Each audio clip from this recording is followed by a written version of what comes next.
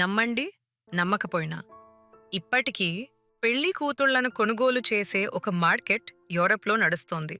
బల్గేరియాలోని కలైడ్ రోమా తెగకు చెందిన ఓ సంప్రదాయమిది. Braid fair. ఇక్కడ ఆడపిల్లలు ఒక వస్తువులా కనిపిస్తారు.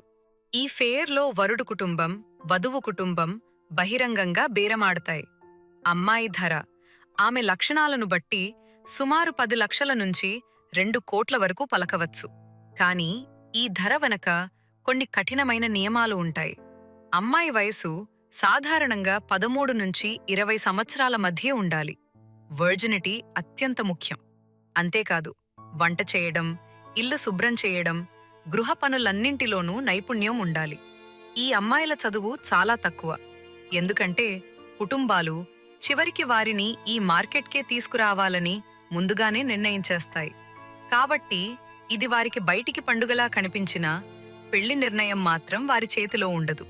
యూరప్ నడిబొడ్డున జరుగుతున్న ఈ సంప్రదాయాన్ని బయటి ప్రపంచం తీవ్రంగా ఖండిస్తోంది. ఇది స్త్రీల గౌరవాన్ని, వారి నిర్ణయాధికారాన్ని పూర్తిగా హరిస్తోందని అంటున్నారు. మరి మీరేమంటారు? ఇది ఒక ట్రైబల్ సంస్కృతి పేరుతో అంగీకరించాల్సిన సంప్రదాయమా, లేక మానవ హక్కుల స్పష్టమైన ఉల్లంఘనమా? మన సమాజంలో చూస్తున్న సంప్రదాయ వివాహ సెటప్లకు దీనికి మధ్య తేడా ఎంత నిజంగా?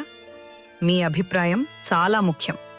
ఛానల్కి సబ్స్క్రైబ్ చేసి ఈ చర్చలో మీ మాట చెప్పండి.